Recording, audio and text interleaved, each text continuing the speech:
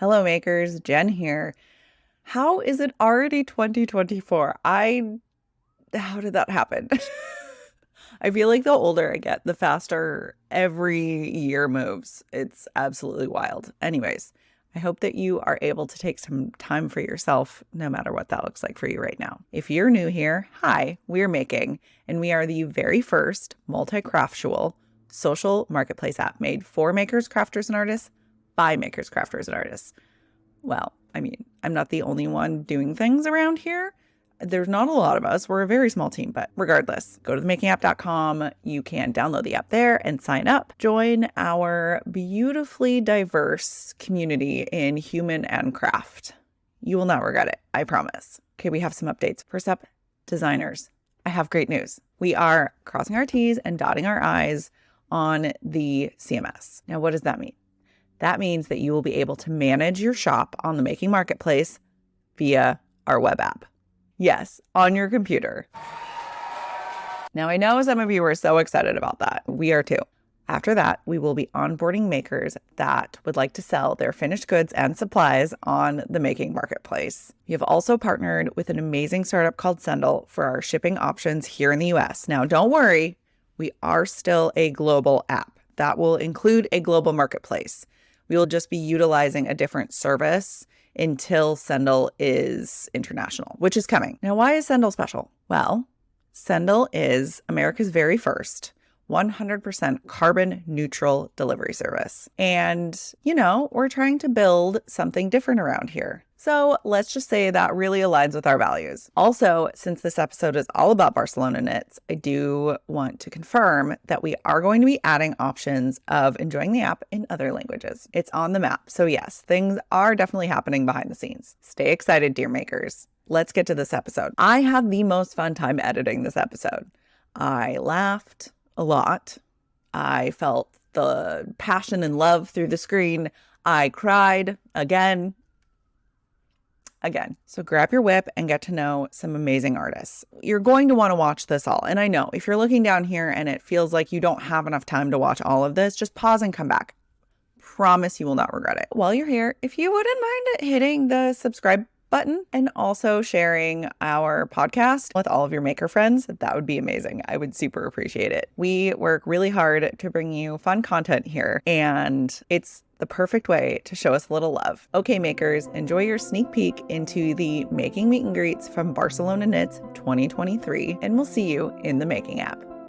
I almost forgot. Are you going to Vogue Knitting Live? Because we're going to Vogue Knitting Live. So if you're going to Vogue Knitting Live or you're in the New York area, keep an eye out for information on all of the things that we're going to be doing while we're in New York. I'm so excited. In the meantime, we also have a group chat, aka Circle, started in the Making app for people who are attending Vogue Knitting Live or are going to be in the area at that time. That way we can all keep up with each other and schedule some get-togethers, coffees, sit and knit, crochet, whatever your favorite thing is. If you want to be added to that, just comment below with your Making app user handle or DM me on the Making app. My handle is KnitPearl. Okay, now let's really get to this. Enjoy.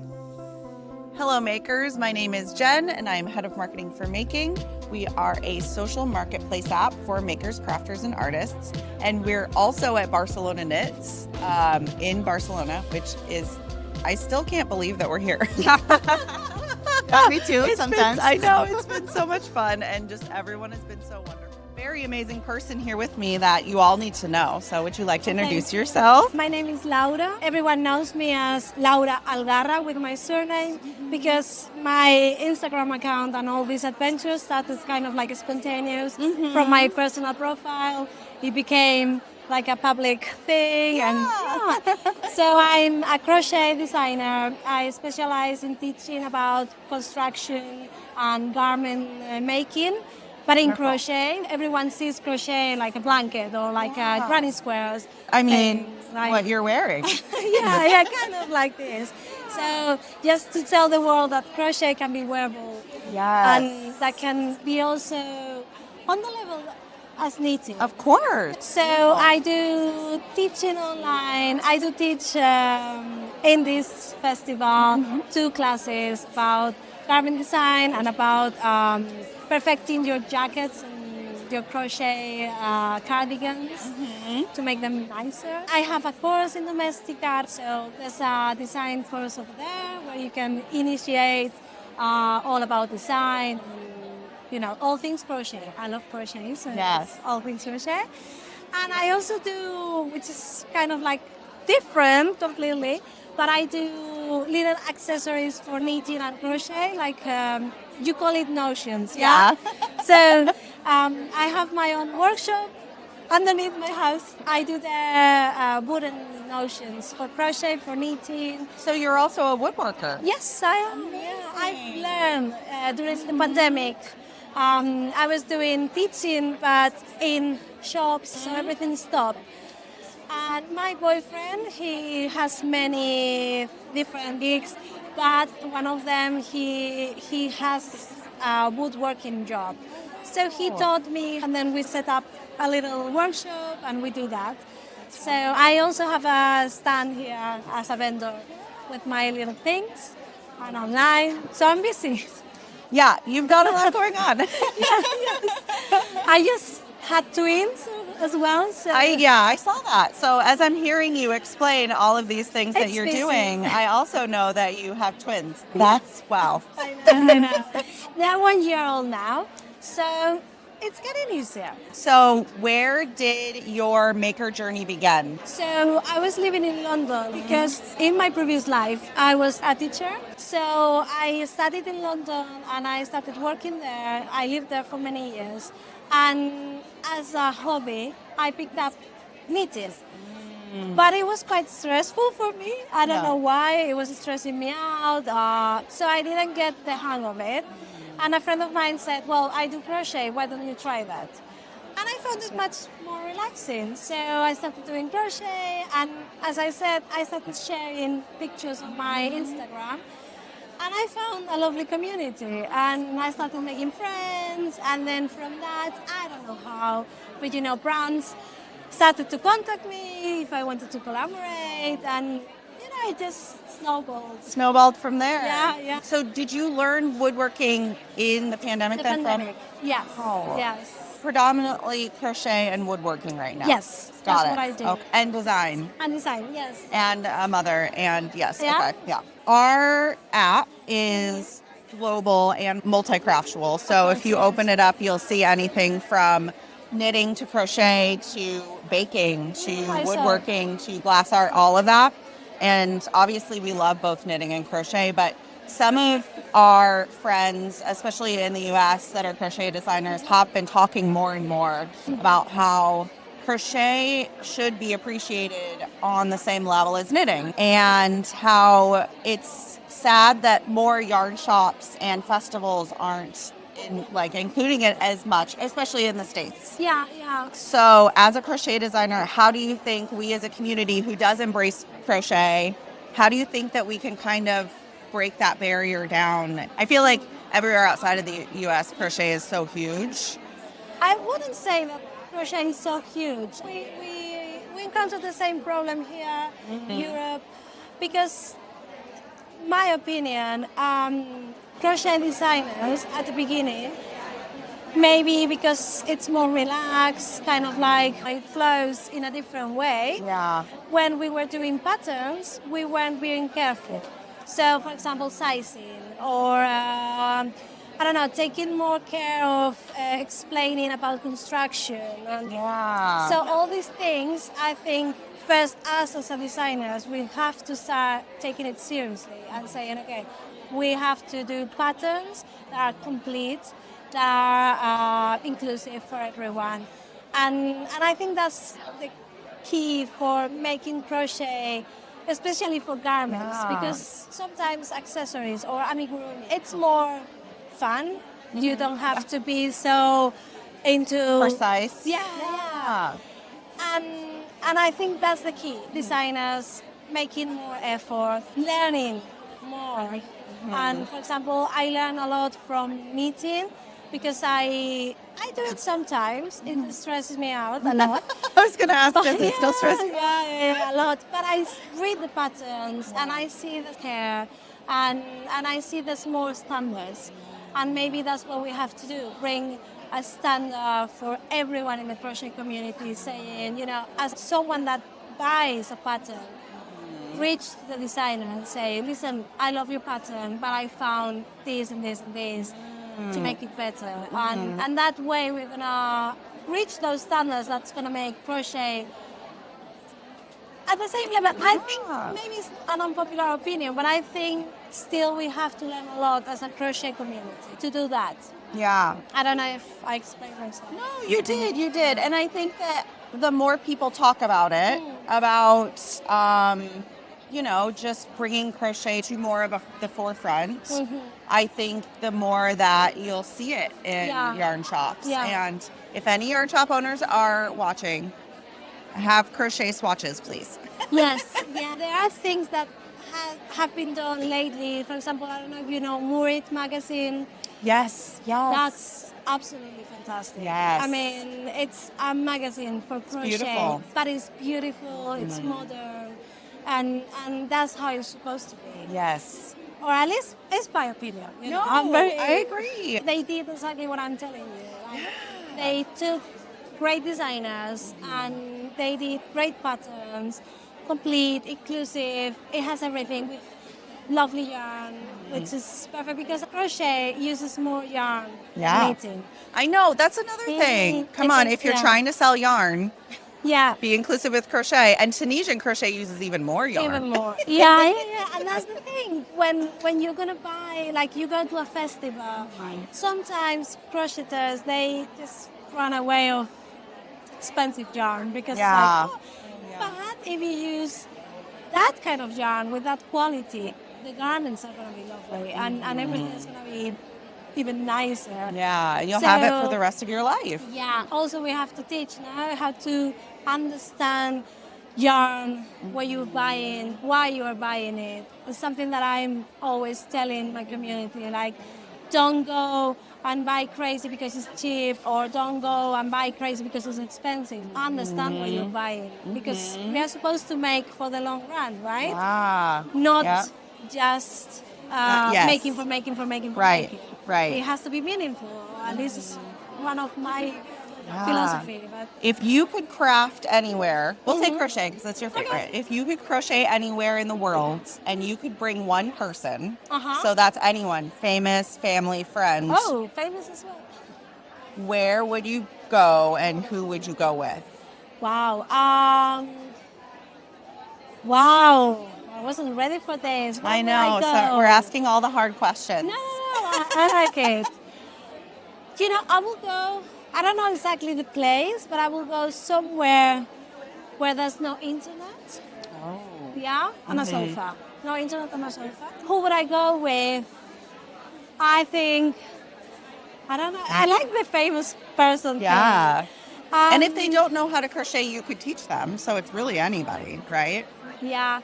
Could I say Stephen Carell from The Office? Yes. Yes, I would love to go with him. I love The Office. That's so fun. I would love. I don't think he crochets, but you would teach him. Yeah. Okay. Did you hear? If you're watching, we have an offer to learn how to crochet here. So get on that. Yeah. Definitely. And we'll put the contact information is down below, so you know how to get a hold of her. Okay. I love that. So.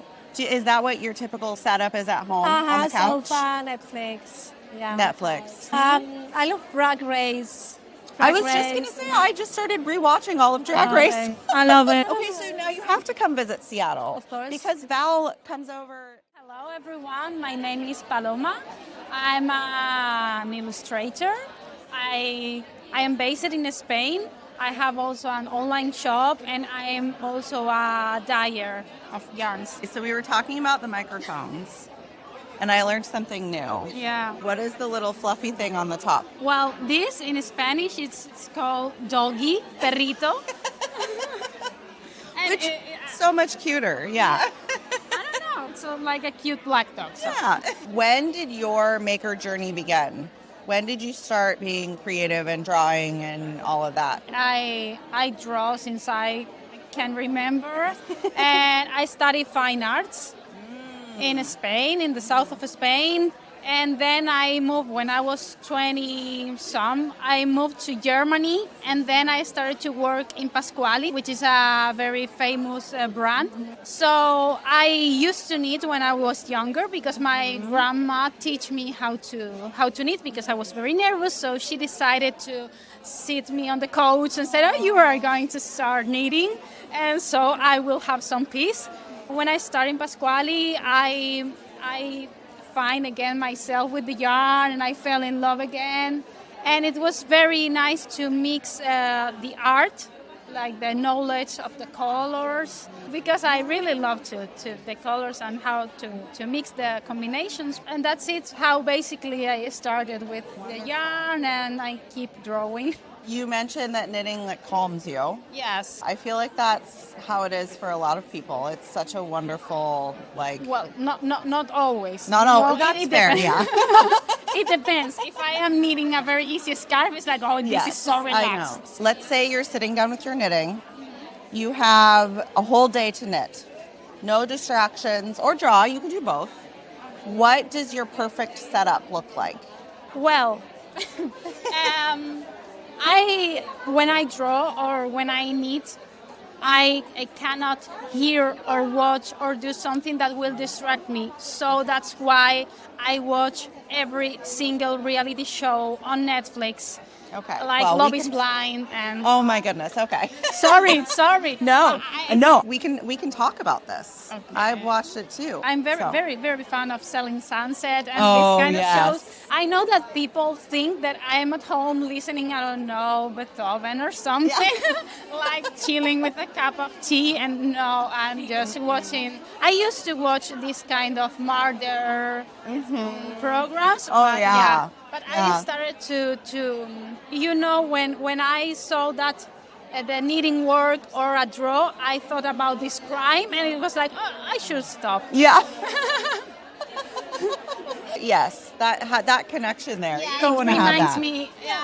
And especially if it's like a cute little animal, and then you remember the Sure. crime that you were listening to, the true crime, and you're just like, this Yeah. doesn't connect. No, of course, because my artwork is basically a kawaii style. Yeah, So yeah. it's like, no, it doesn't work. Yeah. Tell us about your mascot, which is a cozy bunny knitting in Espanol. Conejito. Conejito. Conejito tejedor. Tejedor. Perfecto. What was the inspiration behind the mascot? My bunny. I have two bunnies. And actually, if you take a look at my work, you will see that all the bunnies are like a fluffy brown bunny with those big ears, and a small bunny, the tiny white. And those are my bunnies. They are my inspiration. That's so cute. Do you have more than bunnies or just the bunnies? The bunnies and a dog. Everyone knows my dog because today he's not here because he's very old and he's getting tired. But he always comes with me to every event. And actually many people ask me today, where is the dog? Because I call him in Spanish, perrito tendero. Because he stands like this. And when people come, he goes out and say, like, I say, go and say thank you. And he goes and he's very nice. I love animals, you can tell. Yes, 100%. If you could craft anywhere in the entire world with anyone, where would you go and who would you go with? Okay, the person would be Michael Fassbender. Why not? Oh, I like it. I see. Here's I was going to say, it could be anyone. You could teach them your craft too, right? Yeah, I can teach him while he's without a t-shirt, Exactly, yes. That's a plan. Fassbender. So. Okay, anywhere in the world, where would you go? Where? Oh, I don't know. Where would I go? Probably to San Francisco. I love San Francisco. I've been there many times, and I cannot get tired of that city. It's amazing. It's one. So Michael Fassbender in San Francisco. Yeah, teaching him how to draw. No, how to knit. Yeah. It must be very interesting to see him, working with the fingers.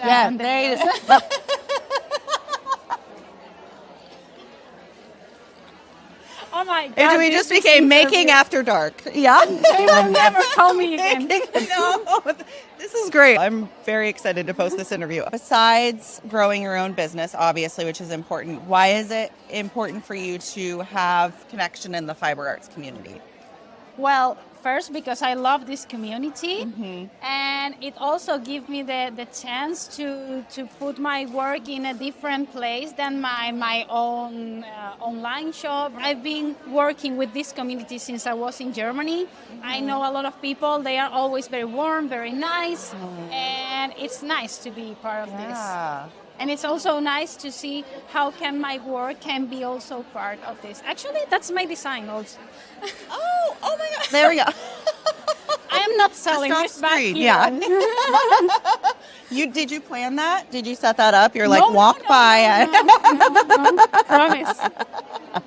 Sometimes it's happened. The other day in Madrid, I was in the subway and I was carrying one of my bags and I hear someone to say, oh, look at this bag. I followed the girl who made that bag on Instagram. And I was like, it's me, girl.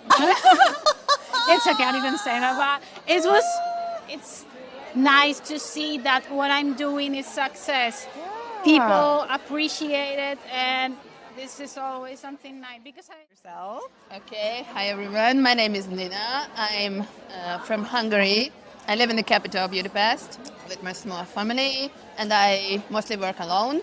I have a little studio next to my apartment, so it's very cool to Convenient. go 2 meters away to work. Yeah. It's very fun, and I have been dyeing yarn more than 10 years now, but I started with my other hobby, which was first cross-stitching. So I started dyeing work with embroidery threads. It seems like ages ago. Many designers used my threads, my colors, so I was feeling I'm famous. Yes. But Famous. after my daughter was born, she's 7 now. I learned to knit and knitted a lot. Yes. For her, for me, for everyone. I have more free time than I do now. Yeah. So I could knit a lot. I was thinking, why shouldn't I give a go for yarn dyeing? And I tried, and it was fun, more fun than dyeing embroidery threads.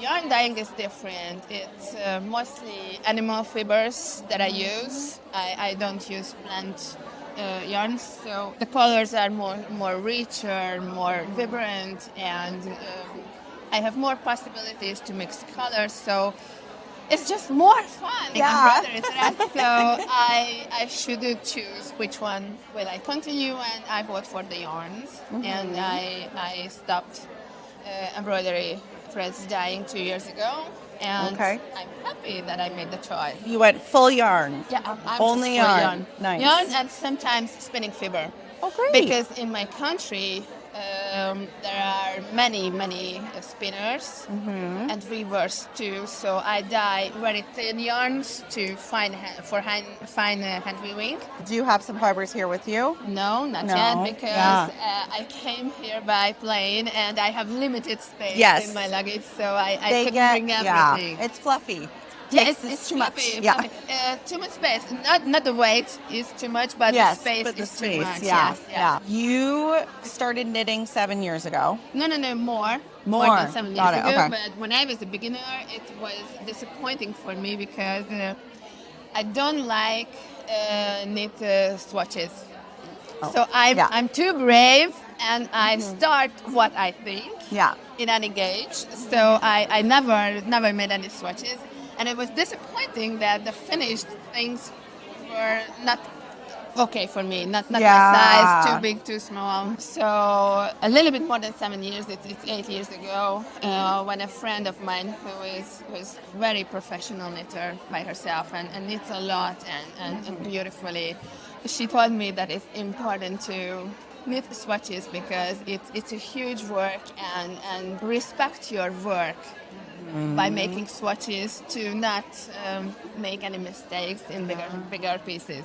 Yeah. Because it takes time and respect your time. Now I take time and make swatches, and if I need, I count twice or 3 times that it will be enough and good. You see, it works. Perfect. Yes. Do you have any memorable interactions with makers that have purchased your yarn?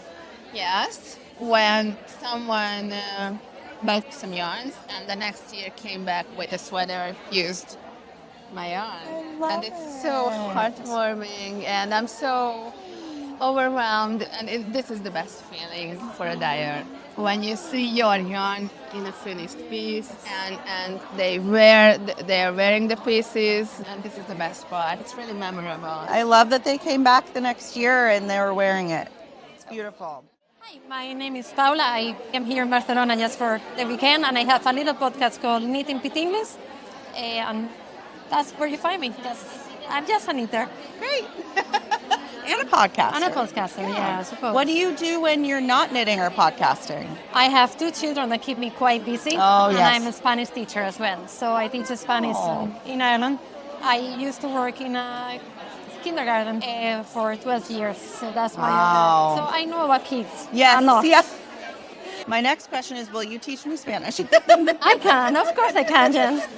I've tried, but, I get nervous when I have to pronounce something. I don't know what it is, but there's a lot of Americans who speak Spanish. I actually took Spanish in high school, so I knew some, and then I took a big break. And you never practiced. And I didn't practice. How did your maker journey begin?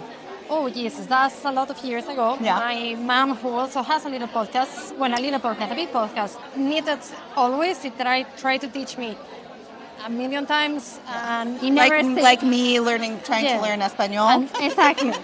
And then my granny crocheted. We all learned crochet with her. I got pregnant on my first child. We all started knitting and crocheting again, trying to make things for them. Yeah. So I started with crochet, and I crochet as much as I could, and I got sick of it nearly. No offense to the crochet. Like, I still try to do crochet every now and then. But then during the pandemic, I had another baby, and I had time, and the baby was really good. So I actually had time, and I did a couple of courses on knitting. And there didn't have my mom there to fix the easels, so I had to actually learn to fix what mistakes I made, and it was when I actually started learning, because I had to do it myself, and now I barely stopped. Yeah, I feel like that's the best way to learn knitting and crochet is to make mistakes and then learn how to fix it. Yeah. And I still am learning that stuff all the time. And I say, my aunt is learning to knit now, and she keeps saying, no, but I can rip it up. Yeah, rip it. Frog as much as you need to frog. Yeah. But that's how you're going to learn. Tell us about your podcast.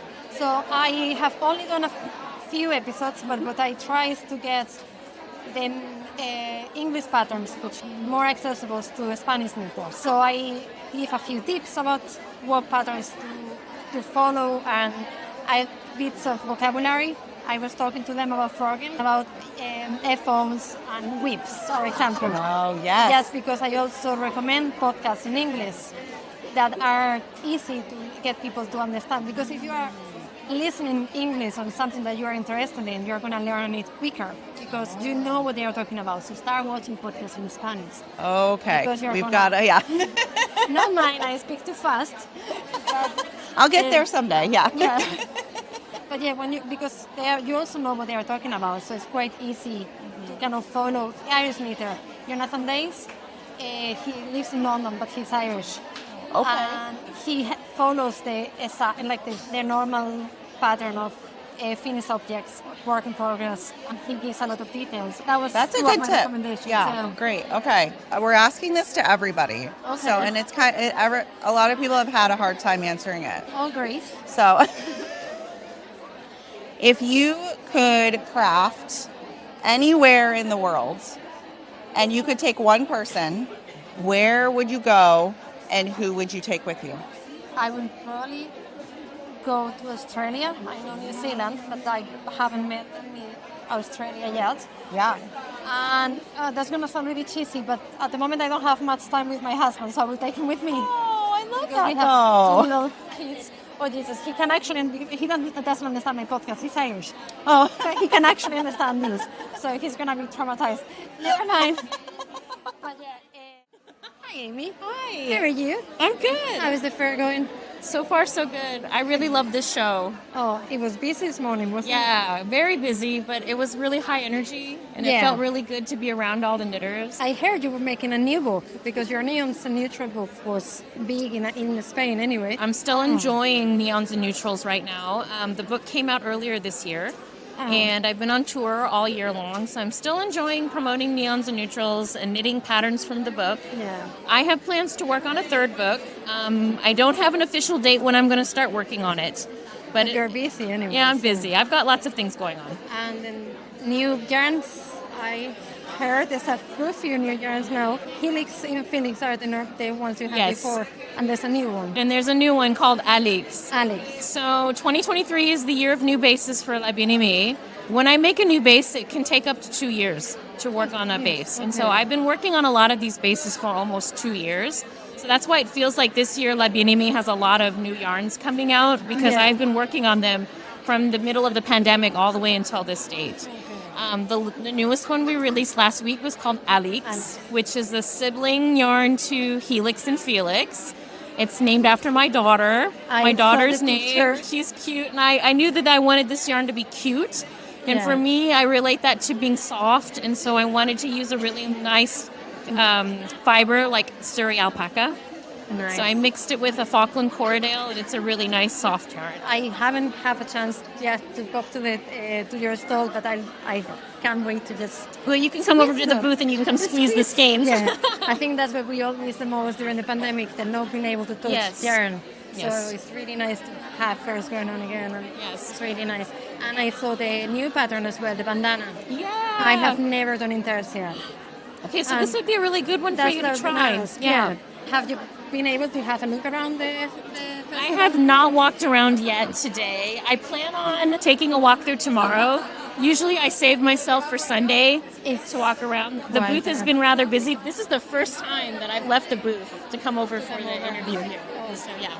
But tomorrow will be my day to walk around. Is there any brands, Spanish brands? Let's see. I'm a big fan of Wool Dreamers. There's lots of like independent Spanish dyers that I like, and I come and I like to do all my shopping here at the fair. I'm like a tactile person, so I need to go up and touch the yarn and look at it. Yeah. So tomorrow is going to be my day to go to each of the booths and try to find some new yarn to take home with me. I recommend you, because with the lack of fibers you have, Alpacas El Camino.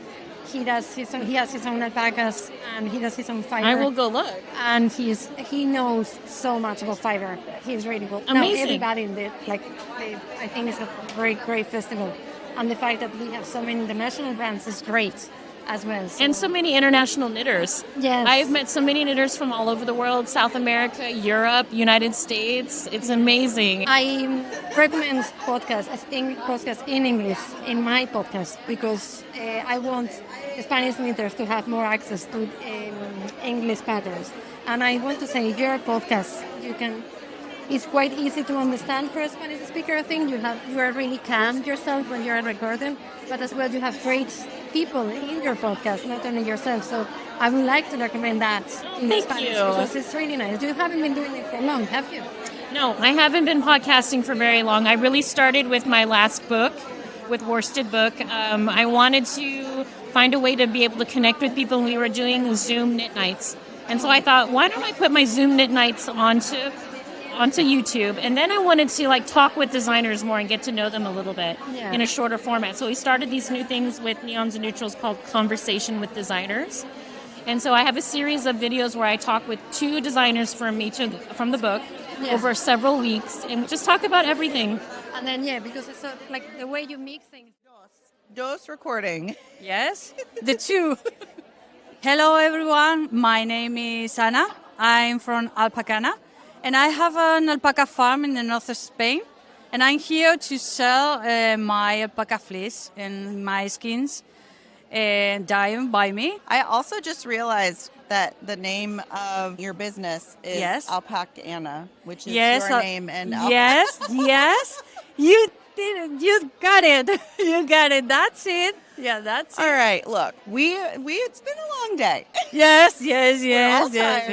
But I got there. I figured it out. I love that. The name, did you put that together? Yes. That's smart. the result of So you need push to, them together. yes, Yeah. put them together, yes. Yeah. You are one. Yes, we are one, yes. So you have alpacas. How Yes. many do you have? I have 11 alpacas, and that's the most special animal in the world. It's not because they are my family. It's true. If you know an alpaca, if you know it, you know it. Yeah. You know it. Yeah. So I take my bag. yes, here. Yes. This is a drone made by Paloma Liranzo. Yes. And that's my alpacas. My girls. As I say, my girls. Each one of them have his own personality. So Paloma take the essence of each animal. That's Enya, that's Freya, Diana, Lady D. That's the princess. That's the princess. Yes. Okay. The personality of princess. That's lovely. And that's the old one, the mother of all of them, because it's the old one. That's integrity. Yeah? That's Ilsa. This the Sassy. yes. And that's sisters born the same year, the same month. And that's Antea and Angela. And that's all the boys. And that's the old one, Baltasar. That's the small one, Beowulf. And that's the intermediate, Otto. And each animal, I can recognize in this draw my animals because each one has his own personality. That's so special animal. I have no words to explain. You have to go to my farm and see them because it's lovely, lovely. All right, everyone, we're going to go to the farm and see the alpacas together. Yes. That's so cute. Okay, so everyone has their personality. I love Yes. that you have a lady dye, Yeah. the princess. Yes, because it's so sweet. So sweet. His eyes so sweet. See, look at you. I have a photo where you can see how his big eyes, big black eyes, look at you, and it's so sweet. I cannot say that, but it's my favorite. Oh, Only you know. Okay. Only Well, you know, huh? I don't mean, don't the say anybody. people watching this. Yeah. Don't I tell. know. I Don't know. tell. No, All no, of you, we that- all have a that- collective secret. Cut this part because if the rest of them hear Oh, it, yeah. maybe it will be a problem in the Yeah, farm. I know. Oh, yeah. I hope not. I have to say that the alpaca doesn't split. Oh, Doesn't. No. Oh, It's the okay. llama. It's the llama who splits. Llama, right. Yes. Right. It's a question that most of Oh. people ask me, Yeah. but it's not true. Alpaca is so special. So That's, special. Doesn't split. Yes. Okay. No spitting alpacas. Just don't ask that question. Don't, It's not a no, thing. no again, Yeah. please. You crack me up. That's so funny. How long have you had your business? Yes, I take my animals in the 2017, but I begin to process my fiber and sell my skins 2 years ago.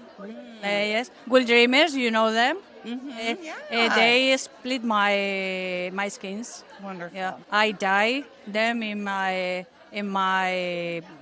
house. What makes the España fiber community special? Well, I think it's not only Spanish. It's the community all around the world because I know people in other countries, and that community is amazing because we forgive and we involve knitting and we involve sharing. So I think that's community amazing. It's time I come because this is not my first time, but the energy that moves this community is, I think, is the same here than in other countries. Everybody lifts each other up. Yes. And if there are people who don't, they get left behind. Yeah. I remember my first fair. I come with my sister. My sister doesn't knit, but she comes with me to see. There was a moment in the fair that tells me, what's this? What you drink or something? Because the energy is so amazing, and as I say, it's my gasoline to continue making my work. I love my work. I love my farm. I love my animals, but that's the results. I come here and share with all the people my fleece, talking about my animals, the process. That's best. People who don't have alpacas, what is one thing that they don't know about alpacas? Well, it's surprising, but the poo is very special. Oh, The alpaca poo is... Yes, the poo. Okay, well, now you have to tell us why. If you are a gardener and you can buy alpaca poo, that's the best for your plants, the best for your flowers, yes. And with a little, yes. Just need a little, Yeah. a little With poop. yes, a little poo. Yeah, it's great. So do you have a beautiful garden? I am not good at That's that. okay. That's Yeah. okay. You're good at yarn. You Yeah, don't have to yeah, be good at a garden. Yeah. I cannot be good in everything. It's true, Yeah. and none of us can. Thank you. We are here with somebody very special. You have probably already seen Knitleaks somewhere in your Instagram feed, but I'm here with Nara, and we're going to start chatting. I have questions for you. You have questions for me. Yeah, let's do this. It will be so much fun. I do want to know a little bit more about you before we jump into Knitleaks. Okay. So, when did your maker journey begin? During the pandemic. So I'm a very recent maker. I began with knitting, and after that I tried 3 times to crochet, Yeah. but failed. And then on the 4th time I got it. Oh, there we go. And now- 4th time's the charm. Yeah. Yeah. So yeah, now I knit and crochet and got a bit addicted on that. Right? Yes. It happens. I know a little bit about that. Yeah. So, and that's it. It was during the pandemic, and then after that, I just started Knitleaks. Was there any creativity in like growing up, or did nobody? No, all my family are physicians. Got it. So okay. scientists, dentists, and researchers, Got it. but in the biological fields. Oh my goodness. So yeah, no, no nobody. creativity, just lots of smarts. I would say more like rational and very driven people Yeah. in science. But yeah, no. When I began my journey as a maker, my family was like, "What, knitting? What is it?" Like they were like, no, not getting what I was doing. Do they get it now? I think so, because I have this communication thing. Maybe I think it's more that, like they got that I want to communicate, to be informative, other than knitting or Yeah. crocheting. Just in case people watching have not heard about Knitleaks, Okay. we want to know all about, like, tell everybody all about it. Knitleaks is a platform or a hub of information all about knitting, crocheting, or any other crafts.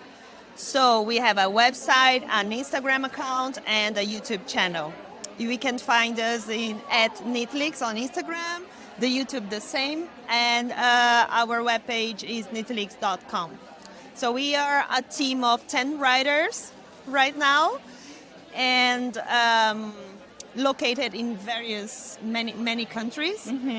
We think that diversity is very important for us, and all the writers are makers too. So we publish a daily article in our website, which is also content to our Instagram. And we do lots of events too, like Barcelona Knits. I know you've been at so many festivals lately. Many festivals, Yeah, you've been traveling everywhere. Within your festival travels, have you seen anything? Hello. Perfect. I love this. Of course. Thank you. That's going to stay in the interview. Yeah. That's cute. So you've been traveling to lots of festivals. Right. I feel like every festival is a little bit different. Very different. Yes. Well, Yeah. very different. Yeah. Has there been anything that's been like really unique that has like changed the experience or like made it easier or more fun that you've seen at a certain festival that you're just like, this was awesome? I think Barcelona Knits is a very easy festival to navigate because I think the language helps. I'm a Portuguese speaker. They are not the same language, Portuguese and Spanish, but they are very similar. Yeah. The organizers are super nice love and competent. Yes. And the communication flows. You know, for what we do, it's everything. Yeah.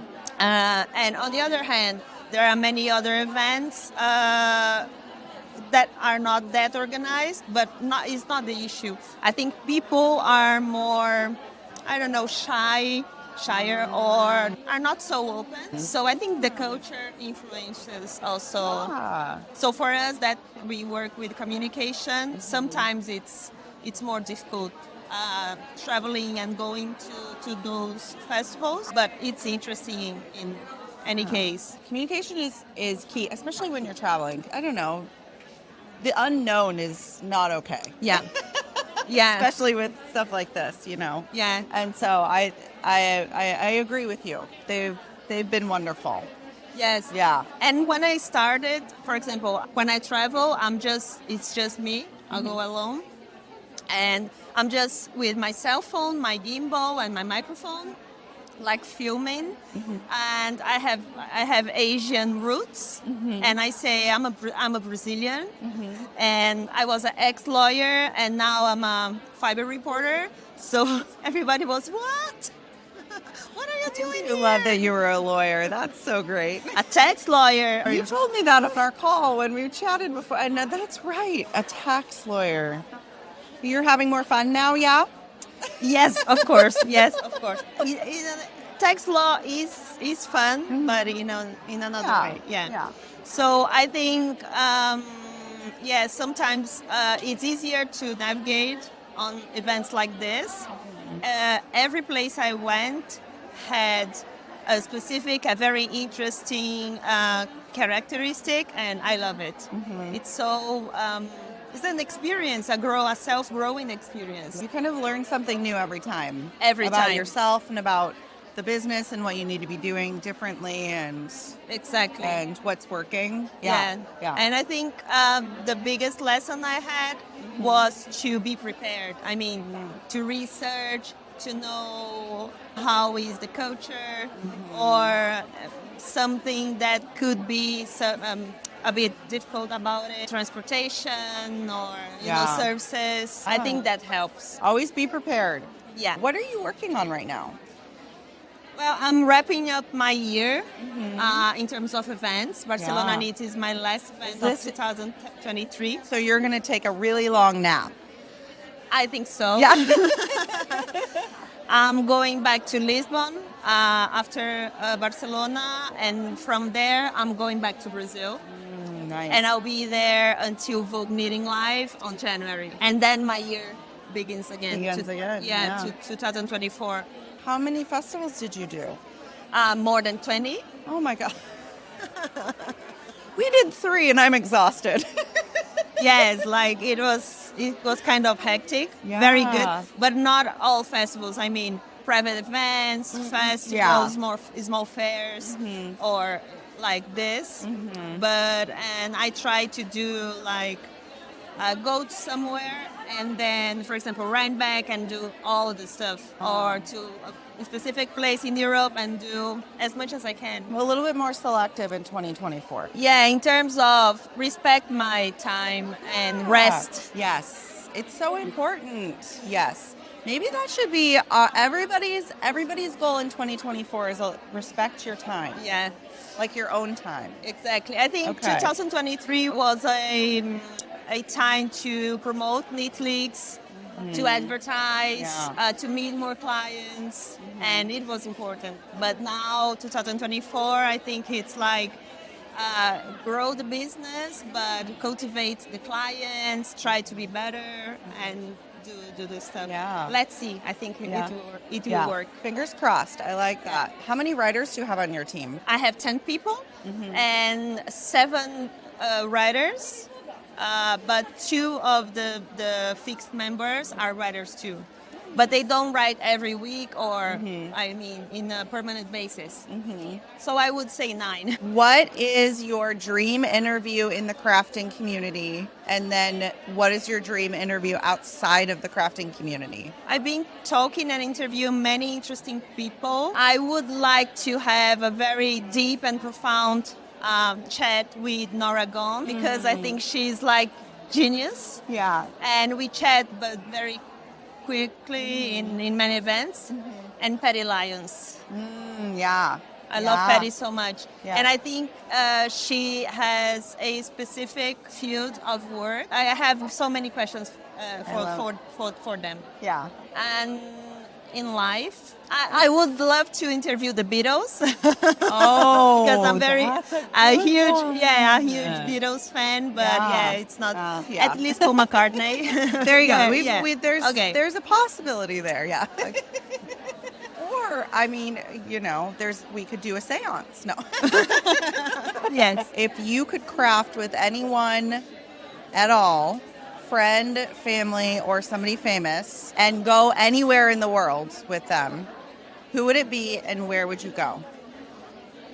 It's a tough question. I know, I'm sorry. Please edit this part. There is a long pause. Yes, And we're editing the long tomorrow, pause. I'll come back and then There we go, yeah. I think I like to present or introduce knitting and crocheting for people that don't know how to do it, but are already makers. For example, I have a very good friend who is a knitwear designer, international known knitwear designer, and I taught her how to crochet. And we got obsessed with raffia during the summer, and we did 3 bags on granny squares with raffia. So it was amazing. I would like to go more to Asian countries. I've just been to Japan and Korea, and I think there are so much to see and learn there. So maybe I would go there. Awesome. Okay, so are you ready? I'm ready. What did you or do you expect to know and to meet and to find out here in Barcelona Knits? Everybody that works at Making right now, which we're a very small team, Right? we are in the U.S., Right. but our maker community on the app is global. Okay. A lot of them are from the U.S., but we're hoping to grow the community more. And I think, as we were just talking about earlier, every single event that we do, we learn more. And what I'm hoping is that I can bring home some insights and some suggestions for the app and for the community and how we can better serve everybody. That's what I'm hoping to learn, because we're at a really beautiful spot right now where we're such a baby when it comes to tech and apps, that we really have this benefit of kind of being at the beginning. Okay. And we can shape it and make it whatever it is. And we're hoping that the community will also help us with that too. Yeah. And how is it going so far? It's going great. We have just such a beautifully diverse community of humans and craft. We're about to launch the second version of the marketplace. Okay. So Yeah. right now, designers can sell their PDF patterns, and soon people will be able to sell their yarn, supplies, finished goods, all of that. We're just going to be a really awesome marketplace filled with handmade items and things that help people make those things. Great. Yeah. What is your biggest knitting confession? I don't swatch. My God. This is big. Don't come at me. This is big. Guys, this is big. This is like, Okay, I took a class one time. Okay. We had classes for a while on the Making app. We've paused them for now, but I took a class one time. So here's the thing is I am very good at lots of things. Numbers and math, I am not. right. I will get there. Someday I will knit something and I will regret it. But your garments are great. I mean, you. how come you get those results without swatching? It's odd. I mean, Magic powers. okay. Okay, the universe. Yes, the universe is kind to me right now. What is the best advice you would give to your younger self? Knitting related or not? Knitting related or not. Okay. Listen to your gut because it will take you to amazing places and you will do amazing things when you do. Great advice. And the last. Hi, I'm Astrid from Lazadas Knitting Accessories. We are from Israel, and we are here at the Barcelona Knits. That it's amazing. We are having an amazing time. Is this your first time at Barcelona Knits vending? No, it's my 5th time. Oh. Yes, almost every year. We really like to be here. The vibe of the fest and the people here is amazing.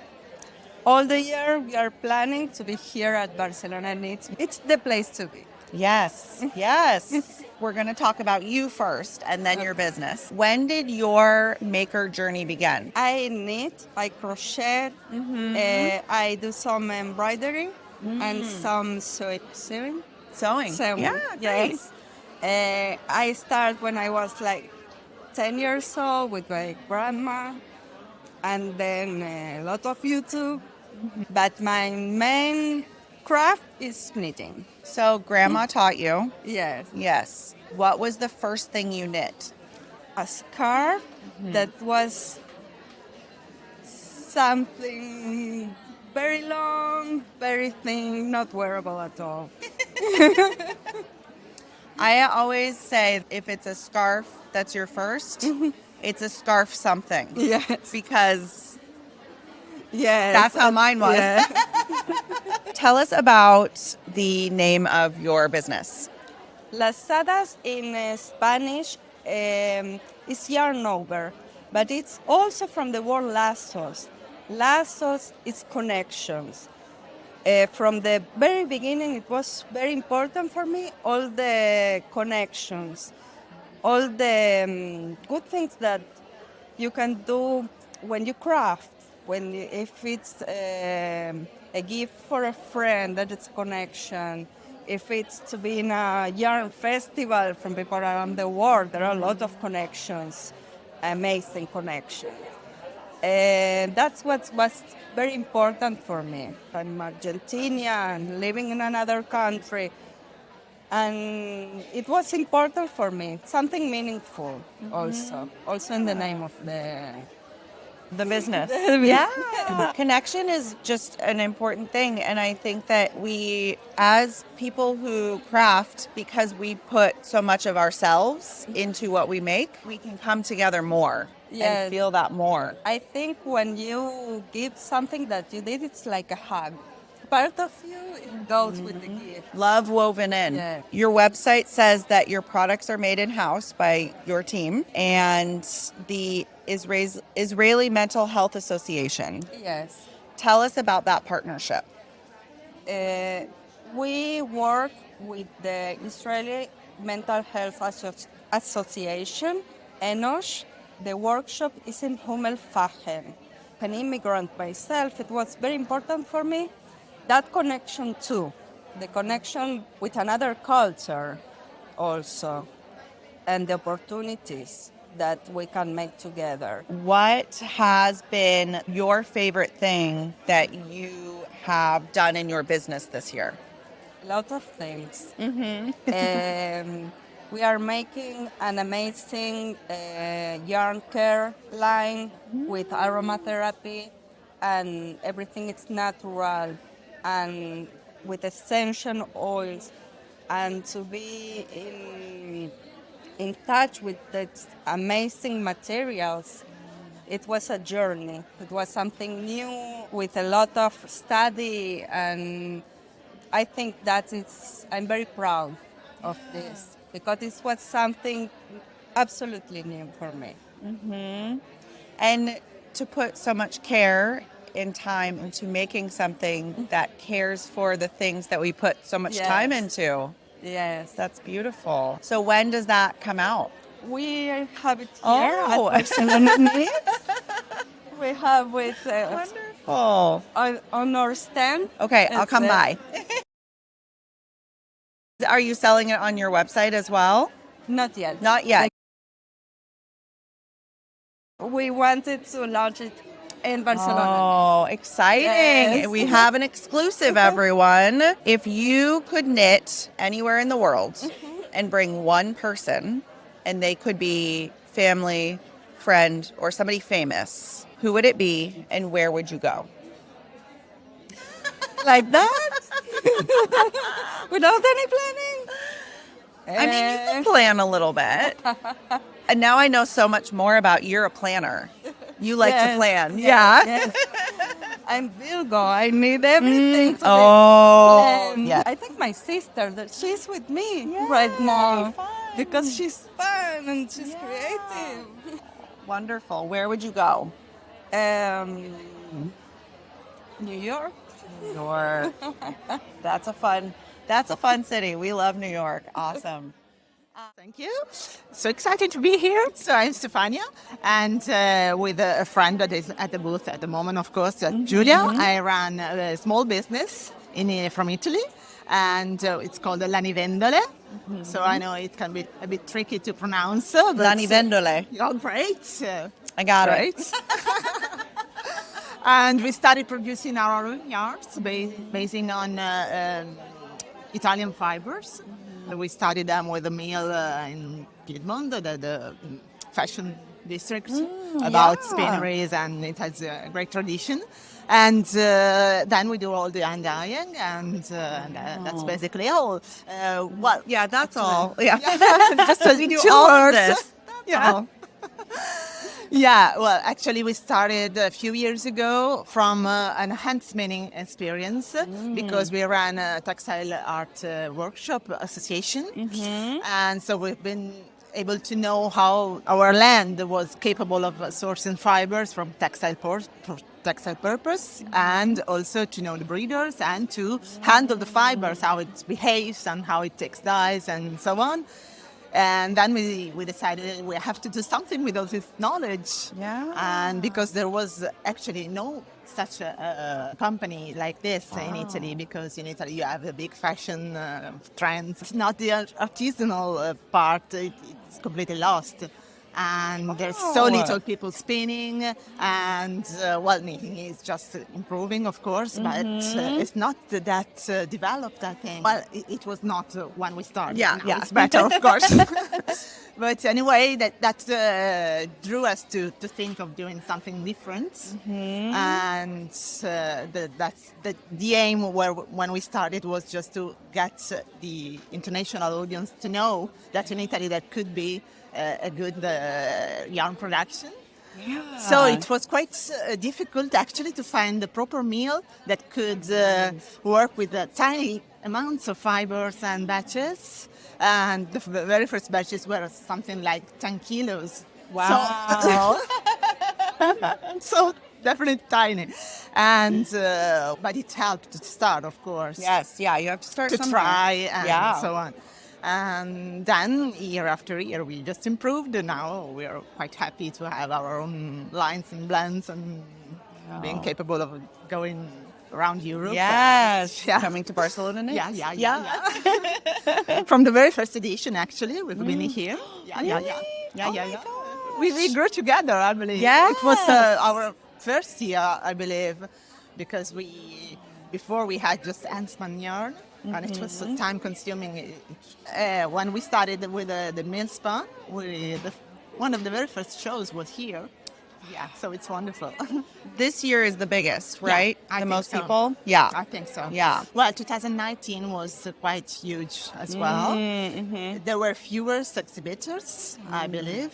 And I don't know, because I was alone that edition, so it was a bit crazy for me to... So I want to talk about you. Yeah, okay. Yeah. What is your maker journey? Where did everything begin? Okay, well, I started with knitting, of course, from my granny. And When did she teach you? I was something like a teenager, I think. Yeah. Ooh, there's a boat. That's a leaving. boat. Okay. I was like, Well, I live in Genoa, okay, so that's I'm enough. used to We're this trying sort to of talk sounds. here. Yeah.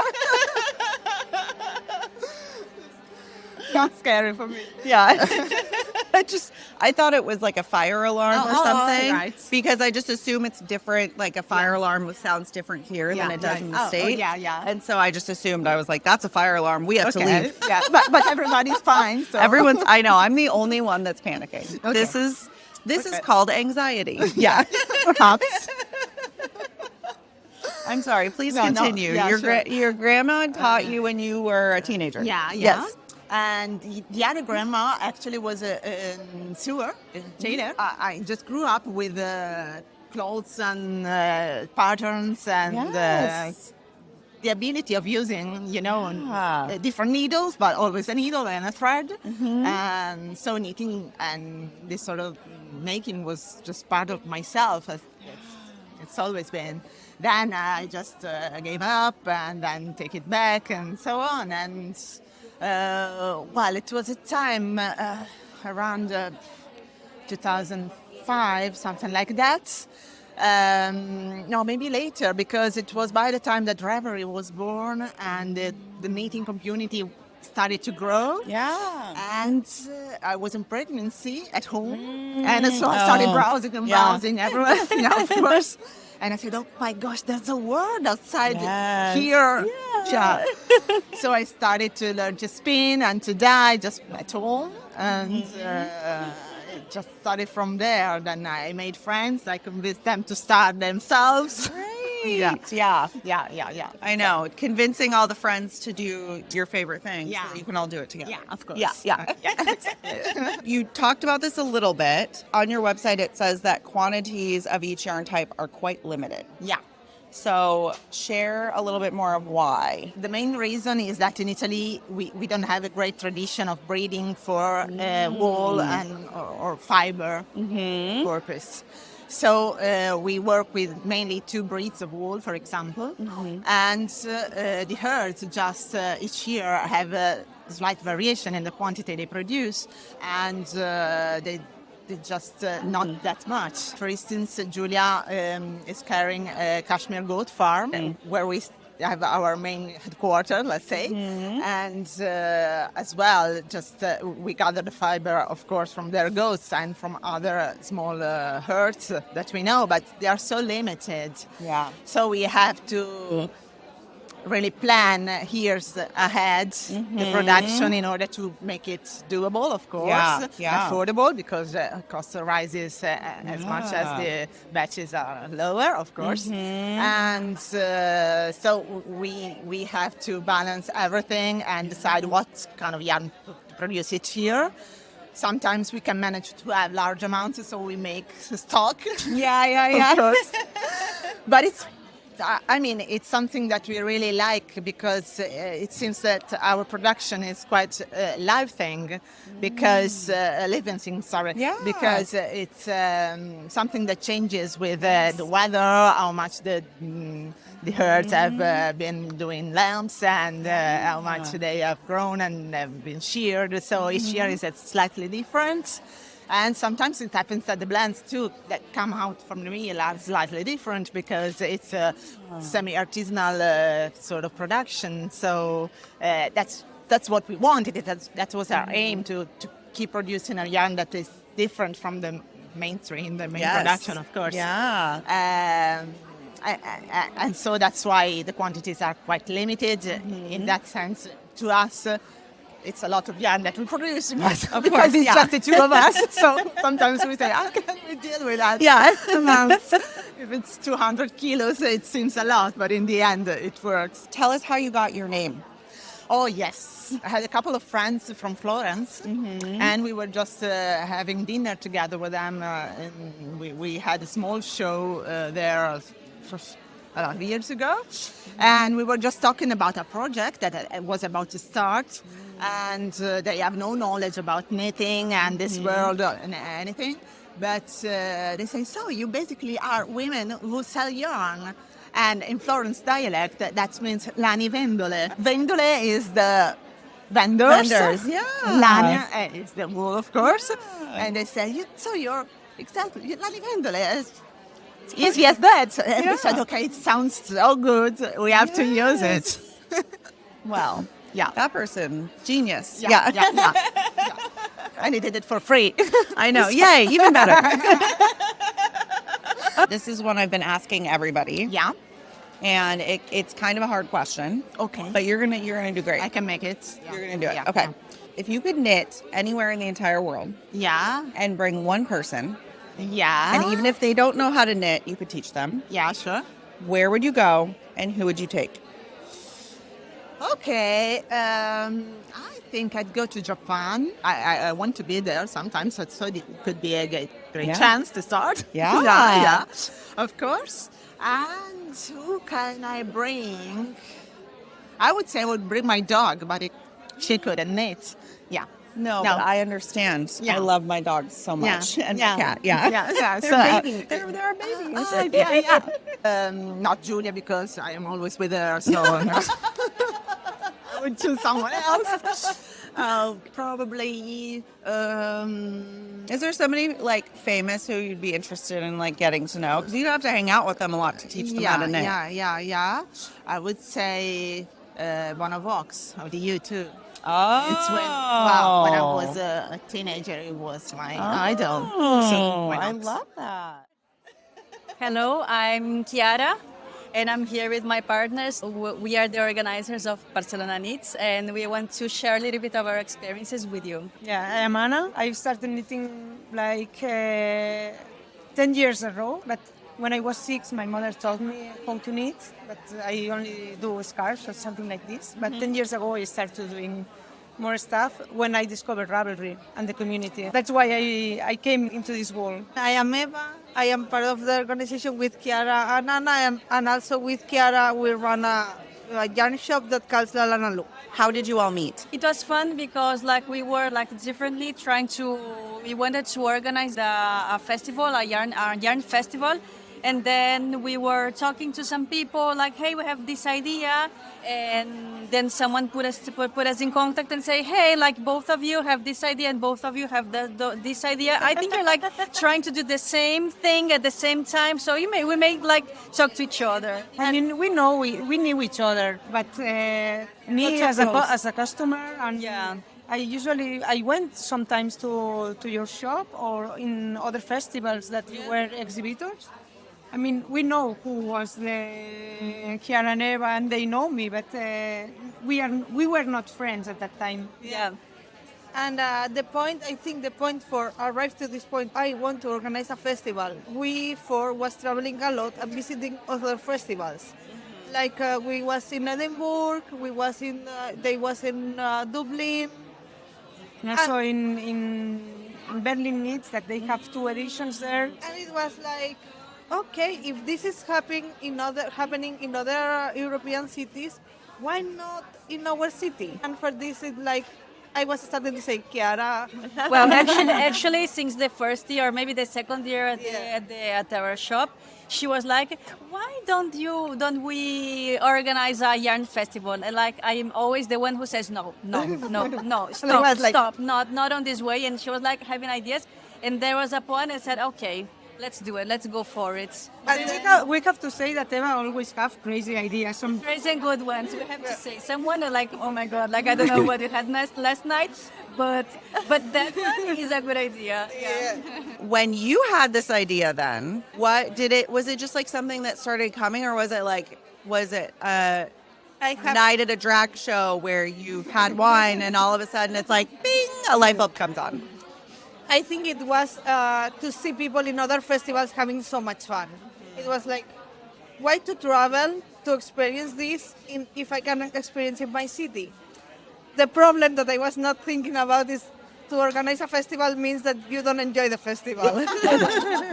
You're the last one to enjoy the festival. Yes. Yeah. You're the last one to buy, the last one to go. You never go to a workshop. Yes. You choose like the best workshoppers, but you never go a workshop.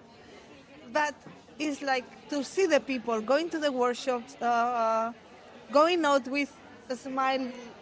This is like the best feeling ever.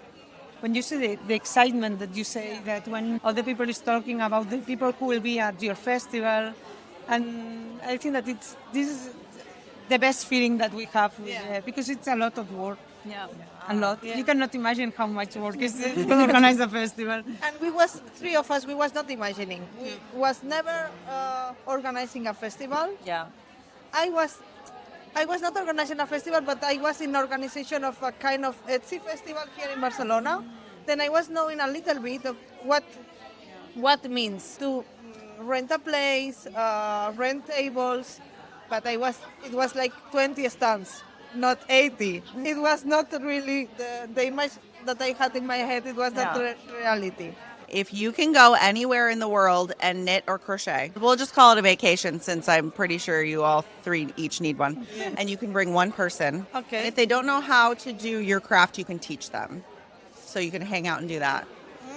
Where are you going and who are you bringing? Oh my God, this is really hard. Just like the first thing that came up to my mind, it was like going to Toque Toque Pequeno. It's a beach in São Paulo, where I'm from. And my mom, because she taught me how to crochet. So yeah, that would be nice to go to the beach and crochet. Yeah.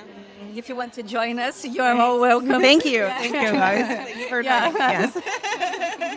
Maybe somewhere in the countryside, maybe Scotland or Ireland, some place like that. Mm-hmm.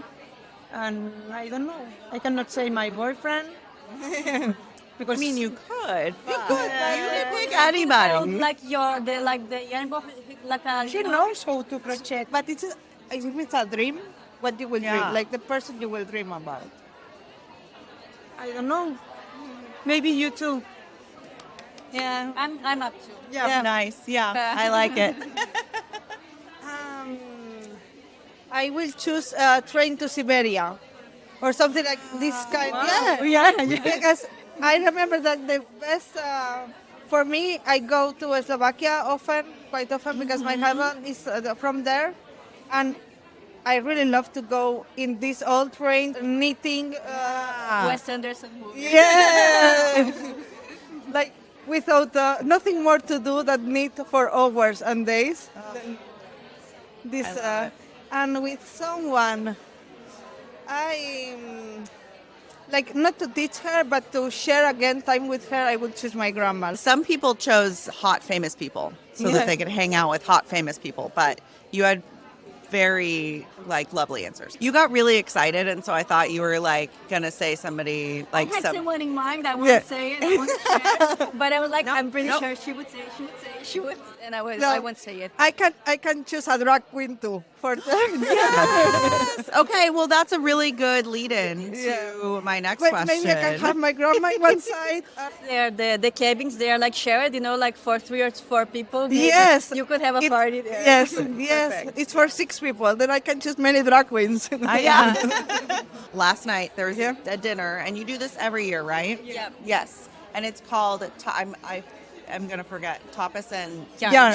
The second one, the easy word. You did well with the first one. It was tapas, okay, but yarn. Okay, so tapas and yarn. We'll pretend that didn't happen. Yeah. Anyways, we were having such a good time. There was wine and good food, and then all of a sudden, a drag queen comes out, and we had a performance. Yeah. And everyone was dancing and singing along, and it was just this most joyous, beautiful moment. Yeah. So if you ever come to Barcelona Knits, you need to get tickets to do that. But I know you had the idea for drag queens. Yeah. Yes. Was this from the first year? Yes. Yeah, because Last the first year, First year, last minute. Yes, but no, at the same day of the no, dinner. the second day was the first year. The thing is, we was organizing first time the dinner, and when we was like 1 month close to the dinner, first I introduced that I am freaky of the drag queens. Totally, I follow all the reality shows. I see them. Oh, yeah. Yes, everything. Yeah. Then we was 1 month to that dinner. And it was like, I have an idea. we can hire someone. Okay, what idea you have? A drag queen? And they say, no. But I show them few options. And finally, we had a gala. And the second year, it was on Saturday. They say, where is here? Not drag queen, Eva. Yeah. And we were working from the hotel. The same day of the fair, the same day of the dinner. Yeah. And Eva says, should I call the drag queen? It was 7 o'clock in the morning. And we say, yes. And you know, I always have a drag queen number in my phone. And she was like, call 000. But you got more than one. Yes, I have. Yes, but then we have the third year. Yeah. Online. No, online we cannot do it. No, online not drag queen. But then next year I say, okay, drag queen again, and they say, okay, Eva, you win. Yeah, now it's part of the. Yes, we hired a drag queen that I like her because I saw her shows. And 1 week before the festival, she say, Yeah, here it is. No fire alarm. no. Yeah, no, it's not a fire alarm.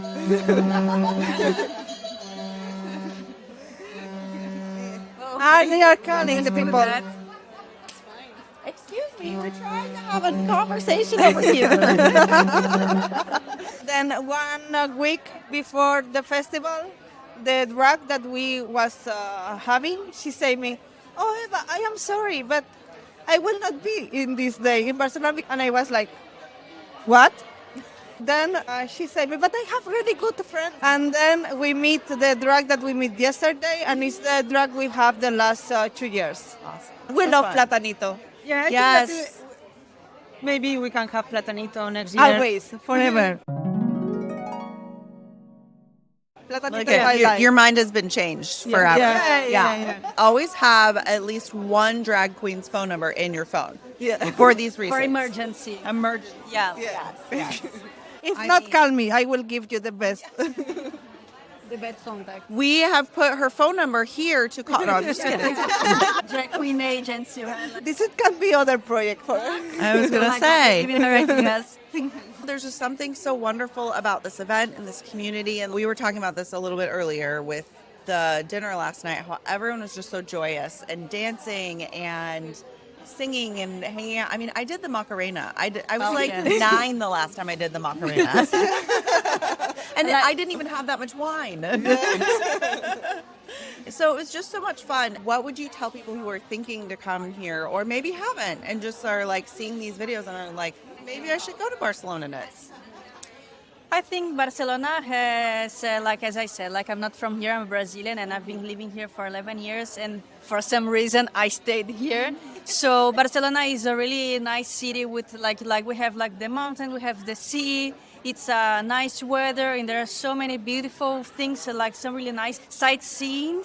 And if you like yarns, I mean, it's the perfect match. You know, you can have like a nice leisure tour, and then you also can join and have some yarn. So why not? So if you are from colder parts of the world, in November here the weather is usually really nice. So you will spend a weekend or maybe a week with good weather, good food, good yarns, and good people. Because for me the most important is like the people is happy here. Like you see the people is smiling. It's like making friends. I know many people that come first time alone. And finish the festival like, I come alone, I have many friends now because I like your sweater, and they start to chat, or oh look, this yarn you buy, like it's really good feeling. Yeah. Really loving there. Yeah. Thank you so much for chatting with me. This was so much fun, and thank you for having us. Like I can't say enough. I'm a little emotional about it. It's been such a wonderful time. Hi everybody, I'm Dana. I'm the knitter, dyer and all-woman, one-woman show behind the label Boredom Kills Design. I started a long time ago as a knitter, then I became a pattern maker and designer, and then I decided I want to control the creative process a little bit better, and I started dyeing yarn. And now I started working with other designers, and I really feel good about, having this holistic story building up slowly, but I think I'm going for the first time in a good direction with my making. When did you learn how to knit, and who taught you? I learned how to knit at a very young age. I was a kid, and my mother was working like crazy, and my grandmother taught me everything I need to know about all the crafts. I know even how to make my own soap and this kind of things. But the only thing, we were doing our own juices and the soap and everything else, sewing and so many things. But actually knitting is the only one that sticked until my adulthood, because you can, do with 2 needles, and you can just sit and watch Netflix, or you just hear a podcast, or you hear a book. So I stick to knitting. So I do also other things, but knitting is something I really prefer to do when I want to meditate and go into my creative self. I do crochet now more and more because it became interesting to me, especially since I discovered Irish crochet, which is kind of super interesting and super tedious craft, and it requires lots of skill and hours. And also Japanese crochet, so I'm slowly getting into it, but it's still not something that I do naturally, because knitting I do and I do other stuff. So for me it's like breathing. So. Yeah, I learned to crochet not too long ago, and I really enjoy doing it, but I've been knitting for a very long time. Follow a complicated movie and they kiss and you didn't drop a stitch. Yeah. So it's... Exactly. Or sometimes you do, and it's fine. And it's okay. Yeah. It was very passionate. Yeah. With crochet, I did not realize how many different types of crochet there is. Yes. Yeah. For me, it was also venturing in a completely different world. So many, and they indeed require different positioning, because when you do Irish crochet, you do something like this. Oh my gosh. Comparing to European crochet, when you crochet like this. Yeah. So it's a whole new world. So slowly. Okay, slowly. Yeah, slowly. Yeah. One step at a time. Crochet, you also have something you don't have in knitting, because in knitting, if you sew something together, it's big pieces, so you understand the 3D look of the piece. But in crochet, if you do, especially Irish crochet, you have to sew on a doll, on a maker's doll. Yeah. Because otherwise you just don't understand what you're doing. It's a whole new dimension of creativity.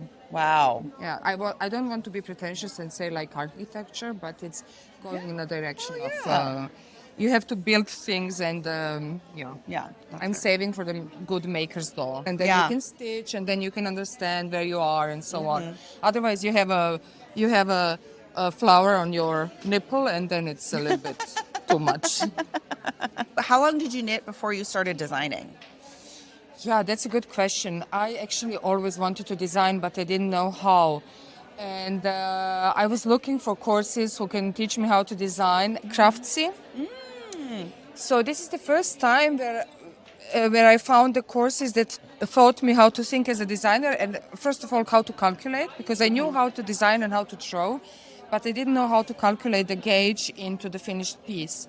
So I watched the course. She was a teacher of mathematics or something like that, and she taught us everything about transferring the numbers in sweater. And then, to be quite honest, because I used to be a scientist in my previous life, I put everything in Excel, what I knew, and then I built my own formulas for the body measurements. I found the body measurements online. It's a very simple formula how to calculate the gauge compared to the body circumference.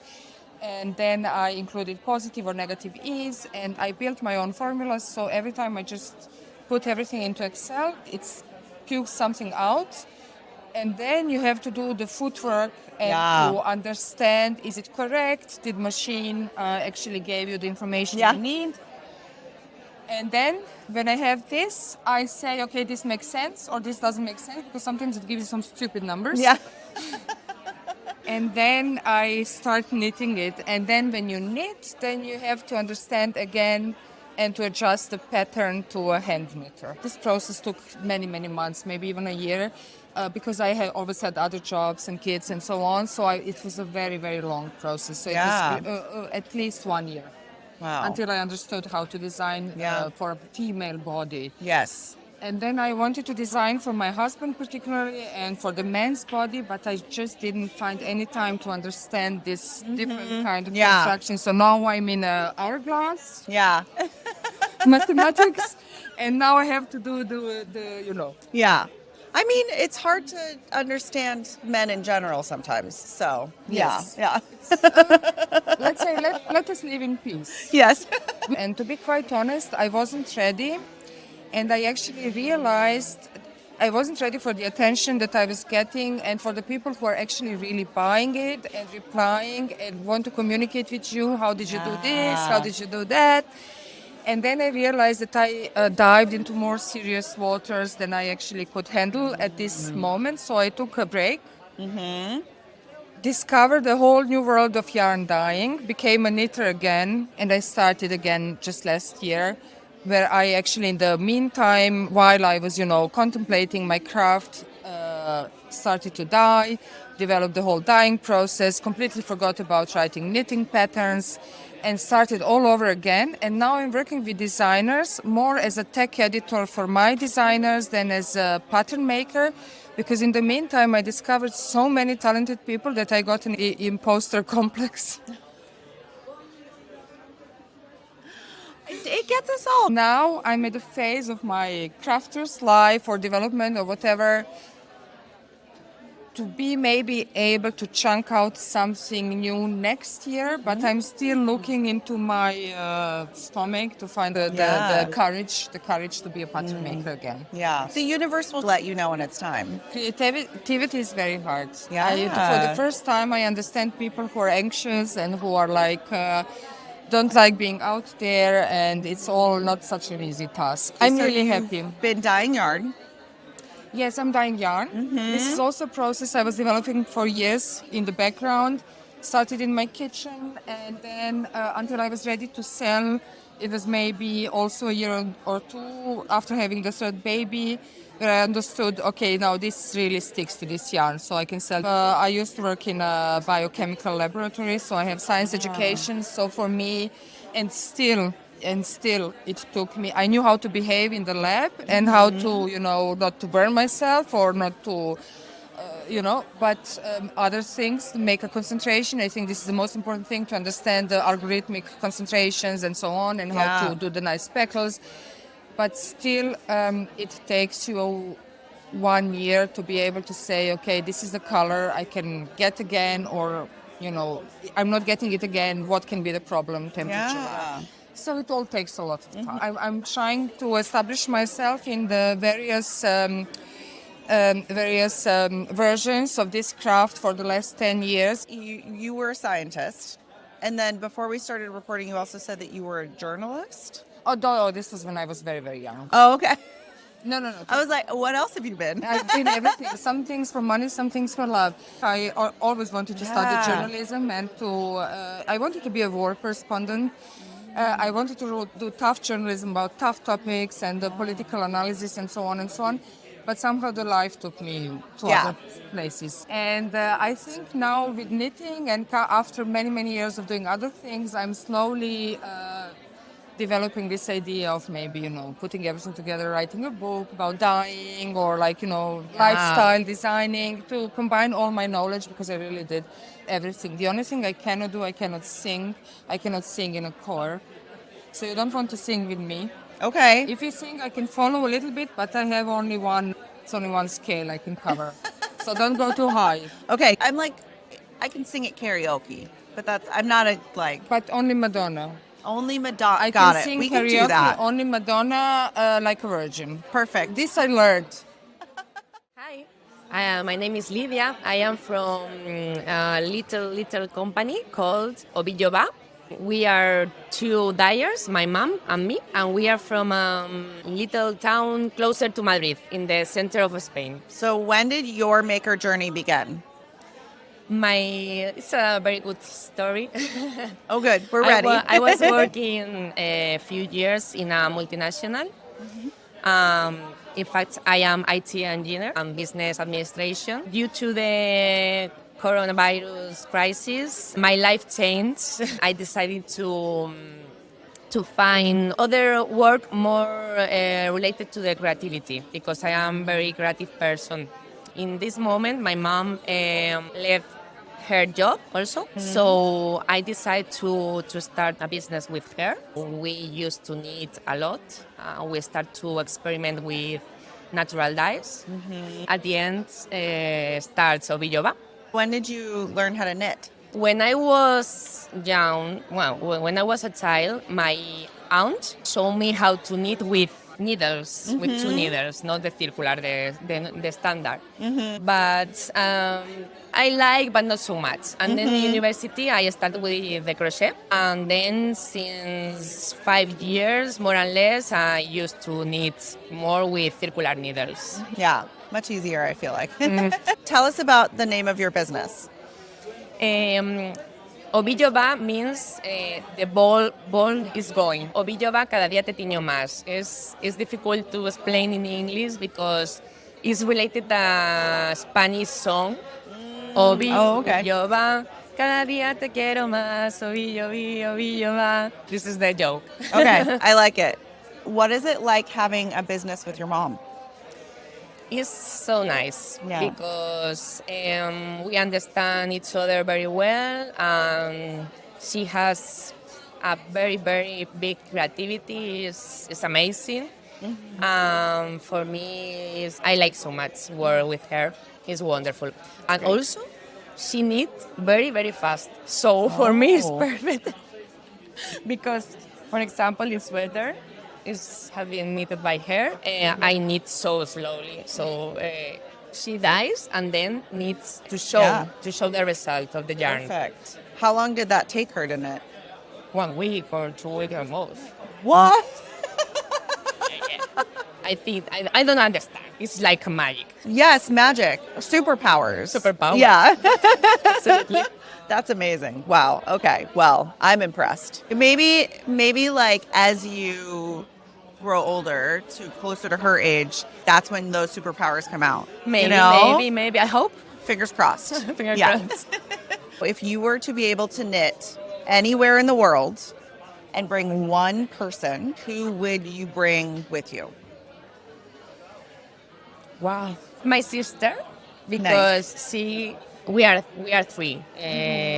My mom, my little sister, which is 10 years less than me, and me. But she don't know to knit yet. And she's living out is in the Netherlands. So I would like that to carry her here and knit with her. Yeah. Great. The 3 together. Yes. I was going to say, she has to like join the family in the family business. Exactly. Yeah. Thank you so much. It was so wonderful to talk to you. Thank you. Okay, now we rest. Okay. Yeah. I need it. Yeah. All right. Thanks, everyone. See you next year in Barcelona. Yes. Come to Barcelona Knits. Bye.